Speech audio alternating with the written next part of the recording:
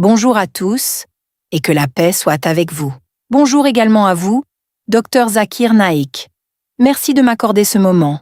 Je m'appelle Elena, je suis chrétienne depuis ma jeunesse et je m'intéresse beaucoup au dialogue interreligieux parce que je veux comprendre, pas débattre pour débattre. Depuis quelque temps, j'écoute vos conférences et certaines questions me restent en tête. J'aimerais donc vous en poser une, de manière sincère, parce qu'elle touche deux points qui, pour moi, sont vraiment essentiels pour comprendre la différence entre nos croyances. Ma question est la suivante. Où Jésus a-t-il clairement interdit la consommation du porc dans la Bible? Et pourquoi Allah nous aurait-il punis ou rendus responsables de la faute d'Adam et Ève, alors que nous n'étions pas présents à ce moment-là? C'est vraiment ce que je voudrais éclaircir aujourd'hui. Bismillahirrahmanirrahim. Que la paix, la miséricorde et les bénédictions d'Allah soient sur vous tous. Ma sœur, je vous remercie pour votre question, parce que le sujet du porc revient très souvent dans mes conférences. Beaucoup de chrétiens pensent que Jésus aurait annulé l'interdiction du porc.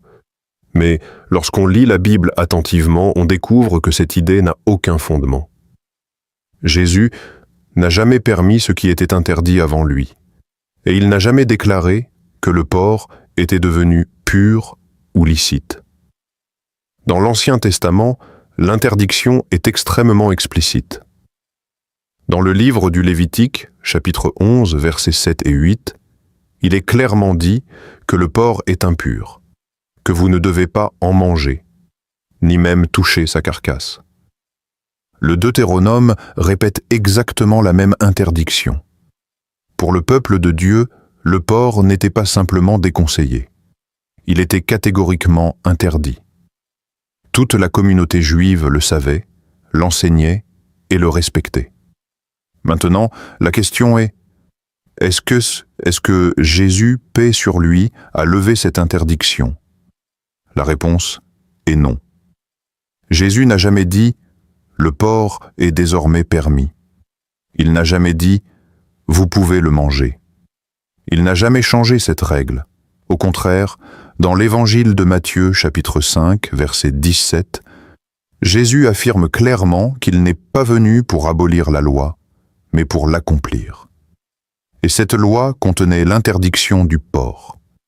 Si Jésus avait voulu annuler une directive aussi importante, il l'aurait déclarée ouvertement. Mais il n'a jamais prononcé ces mots. Il faut également se rappeler que Jésus était un juif pratiquant. Il suivait les commandements de la Torah.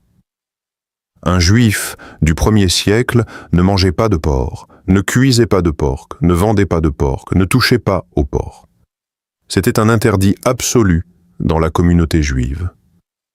Dire aujourd'hui que Jésus aurait autorisé le porc est en contradiction totale avec sa propre pratique religieuse et avec les enseignements qu'il a donnés à ses disciples. Un autre passage biblique, souvent ignoré, se trouve dans le livre d'Ésaïe, chapitre 66, verset 17. Il s'agit d'un texte prophétique concernant la fin des temps. Dieu y condamne encore ceux qui mangent de la chair de porc. Ce passage ne parle pas du passé, mais du futur. Cela signifie que même après Jésus, même à un niveau eschatologique, la consommation du porc est encore considérée comme une abomination. Il n'y a aucun verset dans la Bible qui contredit cela. Beaucoup de chrétiens citent parfois des passages mal interprétés pour prétendre que Jésus aurait déclaré toutes les nourritures pures.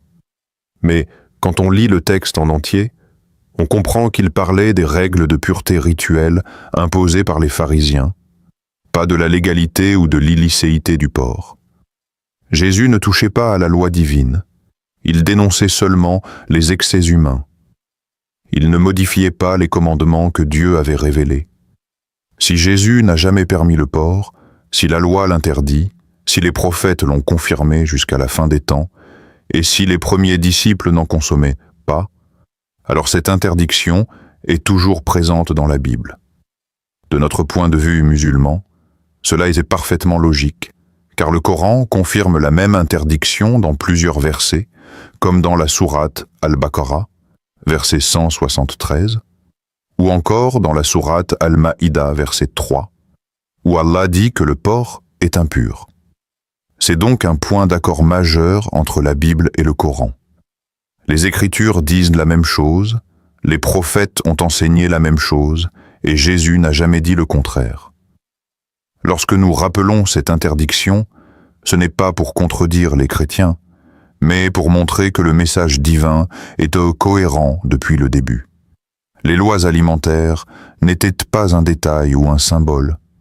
Elles faisaient partie d'un mode de vie spirituel, et il n'existe aucun passage, je le répète bien, aucun passage où Jésus aurait aboli cette règle.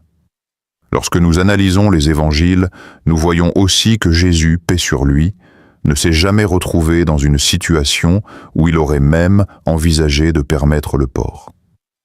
Les récits montrent qu'il enseignait dans les synagogues, qu'il participait aux fêtes juives et qu'il respectait les prescriptions de la Torah. Aucun historien sérieux ne pourrait dire que Jésus mangeait du porc, car cela aurait été totalement contraire à l'identité religieuse juive. Les prêtres, les rabbins et toute la communauté auraient considéré cela comme une faute grave. Il est donc impensable que Jésus ait enfreint un commandement aussi central sans que les évangiles ne le mentionnent. Il est aussi important de comprendre que les premiers disciples, ceux qui ont vécu avec Jésus, n'ont jamais abandonné l'interdiction du porc. Pendant de nombreuses années après la disparition de Jésus, ils continuaient à suivre la loi. Les actes des apôtres le montrent. Les premiers chrétiens avaient encore des pratiques alimentaires juives strictes. Pierre lui-même, l'un des plus proches disciples, dit dans Actes 10-14 « Je n'ai jamais rien mangé d'impur ni de souillé ». Cette phrase est extrêmement forte, car elle montre que même longtemps après Jésus, ses disciples n'avaient jamais mangé de porc. Cela signifie que Jésus ne leur a jamais enseigné le contraire. Ce sont plus tard, bien plus tard, certaines autorités chrétiennes non juives qui ont commencé à assouplir ou à abolir les lois alimentaires, souvent pour faciliter l'intégration de peuples païens dans l'Église. Mais cette décision ne venait pas de Jésus. Elle venait d'hommes qui voulaient adapter la religion à des contextes différents. Pourtant, aucun texte des évangiles ne rapporte que Jésus aurait changé une loi venant de Dieu. Il disait toujours « Ma nourriture est de faire la volonté de celui qui m'a envoyé ».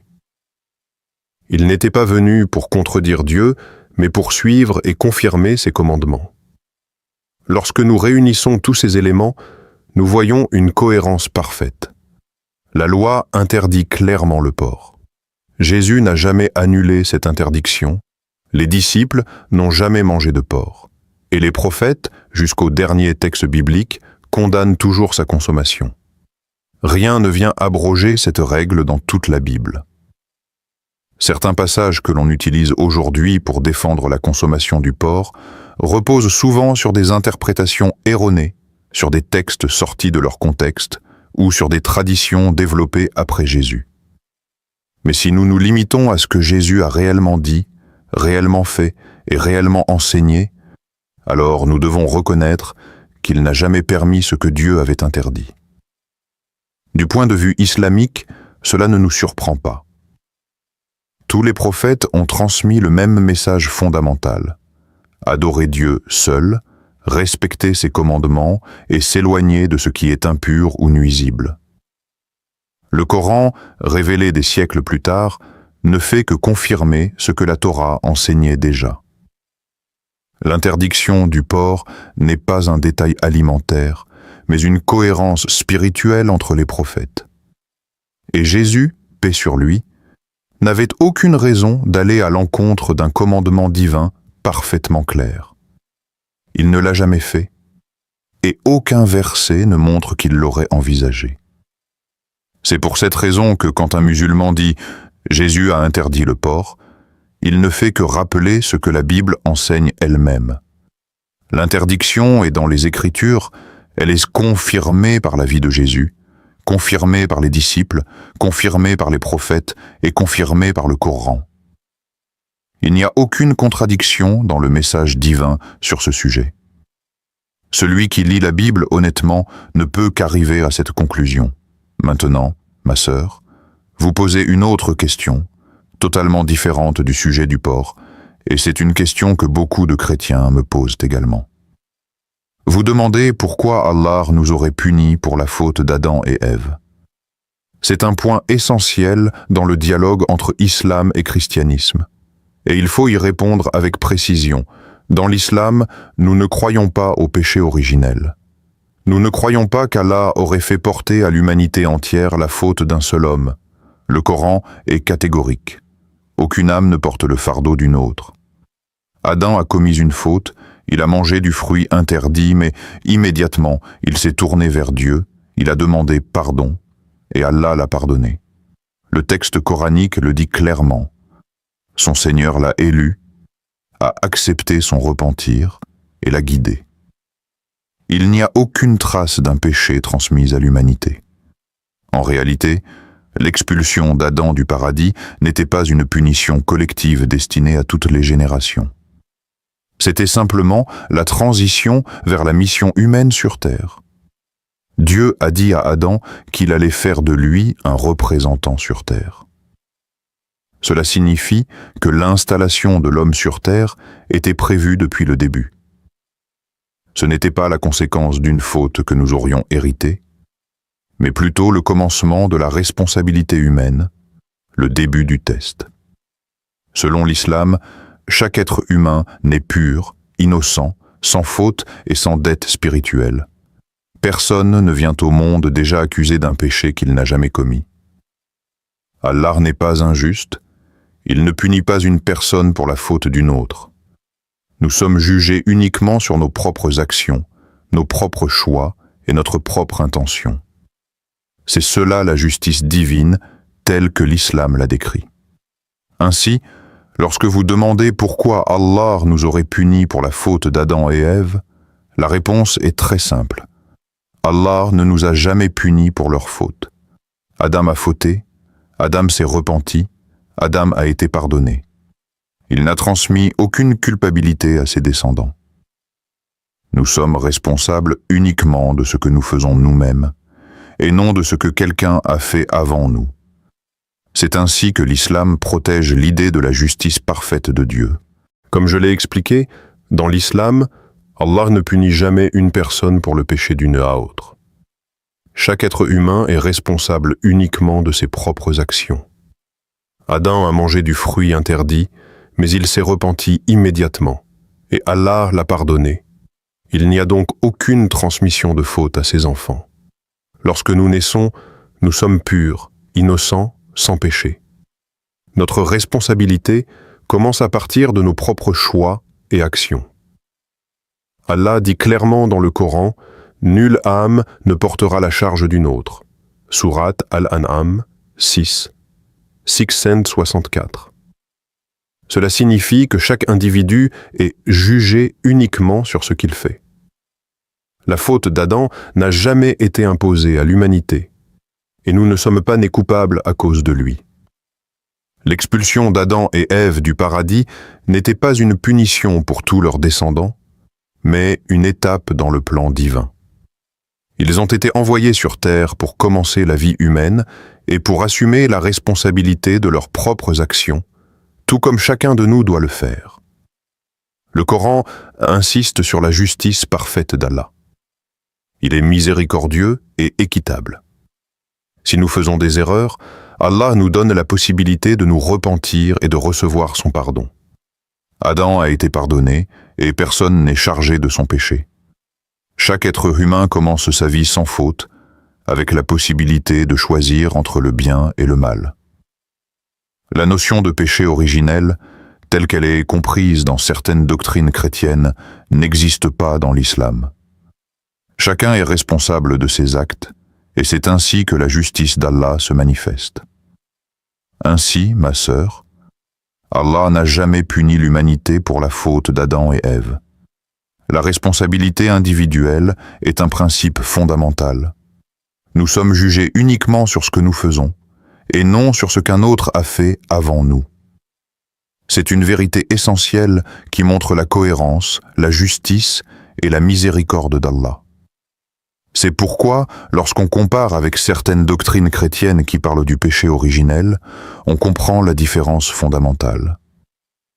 Dans beaucoup de traditions chrétiennes, il est dit que tous les hommes naissent avec le péché d'Adam. Cela implique que chaque enfant hérite d'une faute qu'il n'a pas commise. Dans l'islam, cela est impossible. Allah est juste et miséricordieux, et il ne peut pas punir quelqu'un pour ce qu'il n'a pas fait. Chaque âme est née pure et responsable uniquement de ses propres actes.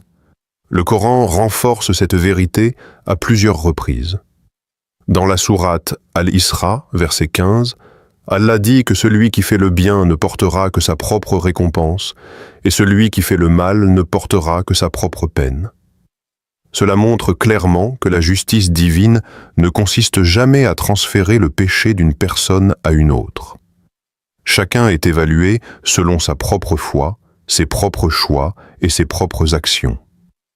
Personne ne subit la conséquence d'un péché qui ne lui appartient pas.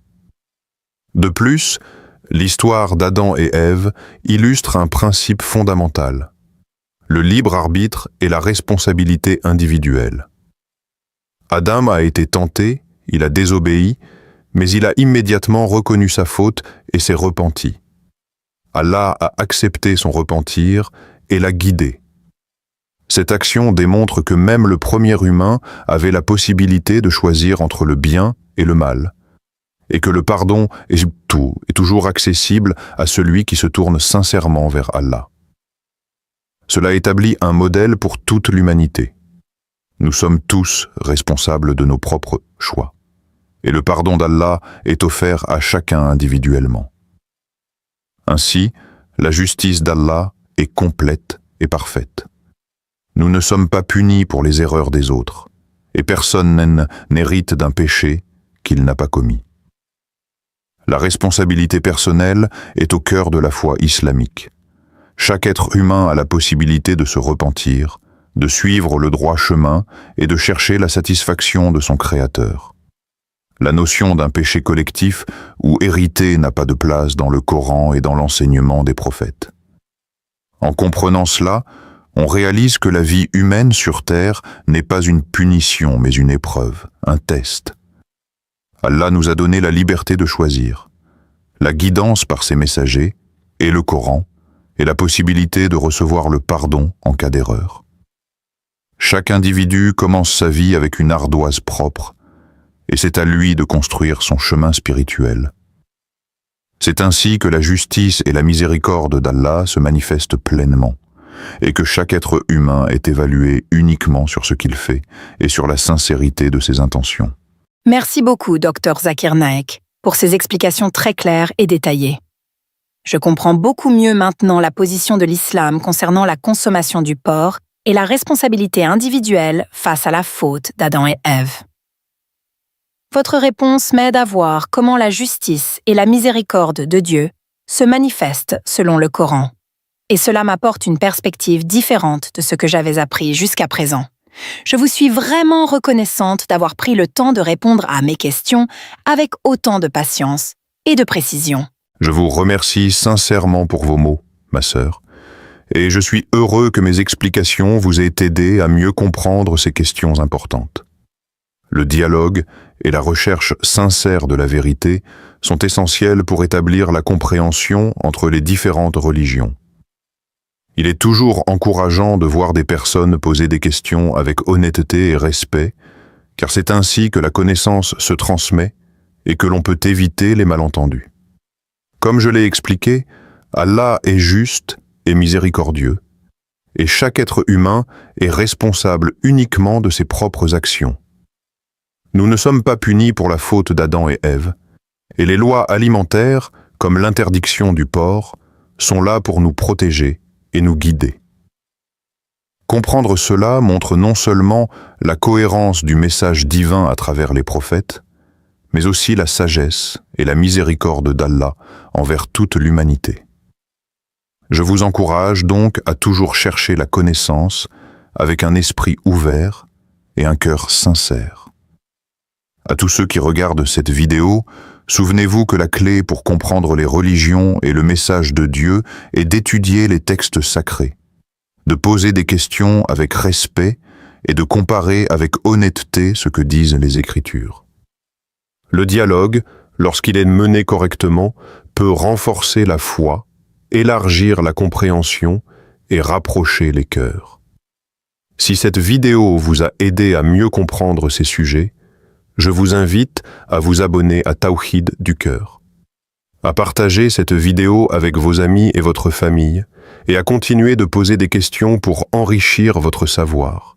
Que la paix, la miséricorde et les bénédictions d'Allah soient sur vous tous, et que vos cœurs trouvent la lumière de la connaissance et de la compréhension.